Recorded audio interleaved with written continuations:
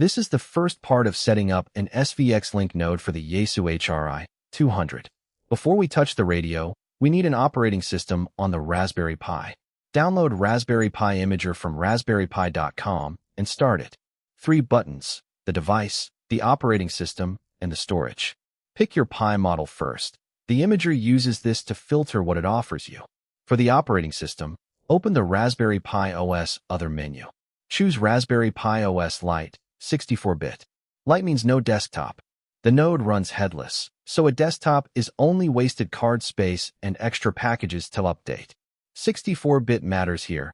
The packages we install later expect it. Now pick your card. Check the size and the drive letter twice. Whatever you choose gets erased. Before writing, open the settings.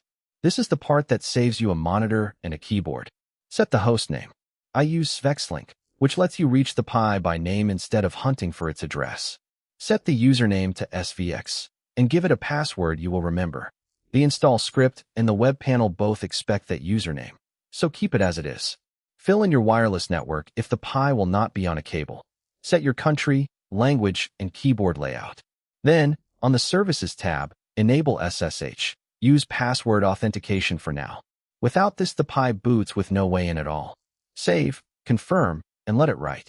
The Imager verifies what it wrote. Let it finish rather than pulling the card early. When it says the card can be removed, put it in the Pi and power up. First boot takes a couple of minutes while the file system expands. Then find it on the network. 2 things have to be right before the installer runs. First, the HRI-200 needs its internal flash switch in the normal position. Second, the radio has to be in the right mode. Power the FTM-400D on while holding D/X and GM together until the display reads HRI-200. D/X on its own gives you PDN mode. It looks almost identical, and it does not work. The card is written, and the Pi has booted. Everything from here happens over the network. First, check that it is actually up.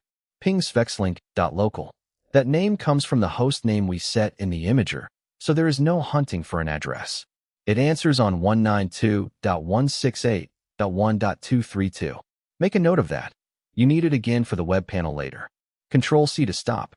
6 packets sent, 6 received, no loss. The Pi is on the network. Now log in over SSH as SVX at that address. The first connection asks you to accept the host key. That is expected for a machine you have never reached before. Type yes in full, not just the letter Y. Then the password you set in the Imager. And there is the banner, Debian, on Arch64. We are on the Pi. Before installing, 2 things from the README that the script cannot do for you. The HRI-200 needs its internal flash switch in the normal position. And the radio has to be in HRI-200 mode. Hold D/X and GM while powering it on. D/X alone gives PDN mode, which looks the same and does not work. With that done, the install is 4 commands. Install git. Clone the repository. Change into the directory and make the script executable. Then run it with sudo. Nothing prompts you from here. On a fresh image, this takes about 15 minutes because it upgrades the whole system first. It is doing a lot. Packages, sound files, ELSA, the mixer levels, the SvxLink configuration, system to units, the firewall, and automatic updates. What you are watching now is the health report at the end. Hardware, the HRI-200 itself, the service user, the sound files. The program and its configuration, SvxLink, the network, permission to restart the service, the mixer levels. Then the service itself and automatic security updates, with SvxLink excluded and no unattended reboots. That last part is deliberate. A reboot needs somebody standing at the radio to put it back into HRI-200 mode. Back at the prompt, and the node is installed. The node is installed and running.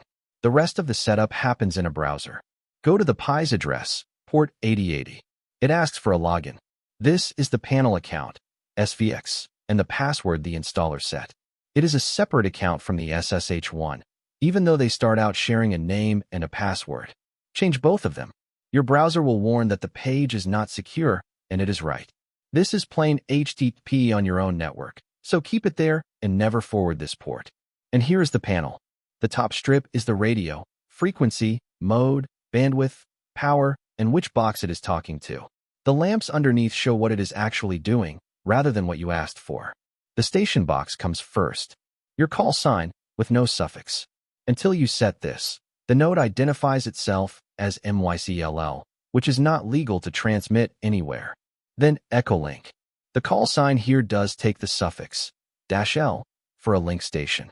That account is registered separately from your personal call sign, and it has its own password. If the login is rejected later, this is almost always why. SysOp name next.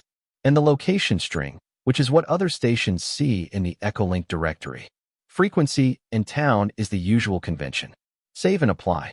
Tell your browser not to save that password, unless this is a machine only you use. And the panel tells you exactly what it did. Call sign set.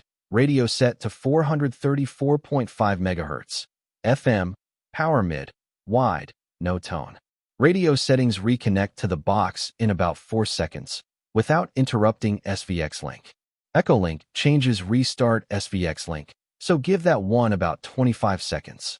Station now reads your call sign instead of MyCLL, and the lamps come back linked, closed and idle. One thing before this goes anywhere near an antenna. 434.5 is the placeholder the installer ships with. It is not a channel you have been given. An unattended transmitter needs a coordinated frequency, and what is free depends on what already exists within range, which your own receiver cannot tell you. Work into a dummy load until that is sorted. One last thing worth saying, now that it works. Yaesu launched WiresX in 2014. The HRI-200 has been sitting on desks ever since, doing exactly one job, talking to exactly one piece of Windows software. 12 years, and nobody had published how the box actually talks to the radio. Not because it was impossibly hard. Nobody had sat down and done it. I did, over a few days in the summer of 2026, because I wanted to connect my old HRI-200 to SvxLink and would not accept that it could not be done. Handshake, frequency control, CUS, and PTT. Once you can see those four, the rest is just SvxLink doing what SvxLink has always done well. And that is worth a word of thanks. Everything above the serial port here is Tobias Blomberg's work. SM0SVX, 2 decades of SvxLink, given away and still maintained. The 2 pseudo-terminal drivers this whole project depends on were written in 2014, for no hardware in particular. A decade later, they turned out to be exactly the right shape for a Yaesu interface nobody had managed to drive from Linux. Everything is on GitHub, the code, the protocol notes, and a ready-made image if you would rather skip the install. Links are in the description. Thanks for watching. Leave a like if this was useful, and let me know in the comments if you get a node running. 73.